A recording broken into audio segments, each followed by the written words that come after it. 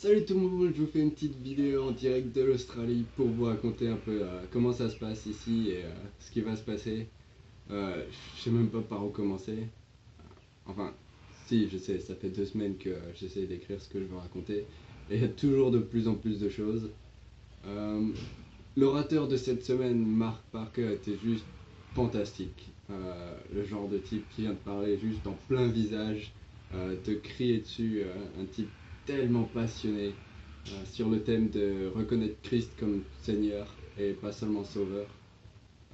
Pour ça, s'abandonner complètement son futur, ses droits. Euh, D'ailleurs, Dieu m'a demandé hier de donner ce que j'avais de plus cher, un cadeau d'un ami avec une immense valeur sentimentale. Et, euh, et même si c'était vraiment pas facile, je l'ai fait. Et, euh, et après ça, 4 étudiants m'ont donné de l'argent pour la phase pratique. L'un d'entre eux a même décidé de payer tout ce qui me manque pour pouvoir partir, soit plus de 2000 $.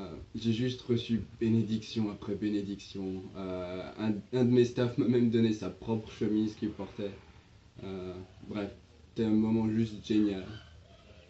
Sinon, il y a quelques semaines, on a passé 2 semaines dans un petit village indigène où la majeure partie de notre travail était de faire du sport pour se connecter avec les jeunes. Et le soir, ils venaient tous chez nous pour discuter, faire quelques jeux. Et du coup, ça nous donnait une occasion de pouvoir faire des sketchs, de prier pour eux. J'ai pu prêcher pour la première fois. Et ouais, simplement les encourager. Euh, on leur a jamais appris qu'ils sont importants, qu'ils sont magnifiques. La première fois qu'on leur a dit ça, ils ont répondu tout surpris, bah non, on est moche. Euh, ouais, le soir, ils se battaient littéralement pour rentrer chez eux l'an dernier. Euh, c'est aussi dans ce petit village paumé que j'ai rencontré un Goldschmidt. Ils sont partout. Euh, il a fait son école quelques mois plus tôt et il a décidé de revenir. C'était, c'était super drôle.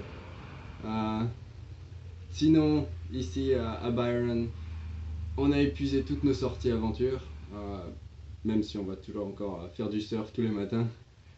Euh, on a encore 2 semaines de lecture ici, et après ça, Papouasie-Nouvelle-Guinée pour 3 semaines d'évangélisation dans la rue. Aller visiter les hôpitaux, des prisons, et apparemment notre ministère sera pas mal orienté sur les guérisons. Après ça, 3 semaines en Timor oriental. Probablement construire une maison si tout se passe bien, si on arrive à avoir les finances pour ça. Euh, Après ça, on retourne à la base pour 2 semaines de débriefing, dont une semaine avec l'association Red Frogs. Euh, Chaque année en Australie, tous les jeunes qui ont terminé le lycée, donc quelques centaines de milliers, ils organisent des immenses fêtes avec alcool, sexe, drogue, etc. Et comme on ne peut pas les empêcher, les Red Frogs sont là pour s'assurer que tout se passe bien, pour les raccompagner chez eux, pour leur faire des pancakes le matin, pour les aider à ranger et, euh, et en profiter pour leur parler de Dieu. Euh, Bref, il y a encore un paquet de choses qui m'attendent ici. Euh, je tiens vraiment à vous dire merci. Merci beaucoup à tous ceux qui me soutiennent. C'est grâce à vous que je peux faire tout ça. J'ai aussi pu m'acheter une Bible d'études, finalement. Ça m'aide énormément. J'ai pu me faire vacciner pour partir. D'ailleurs, j'ai encore mal au bras. Euh, les vaccins contre toutes les maladies tropicales coûtent assez cher. Si je pouvais, je rentrerais juste pour vous faire un câlin.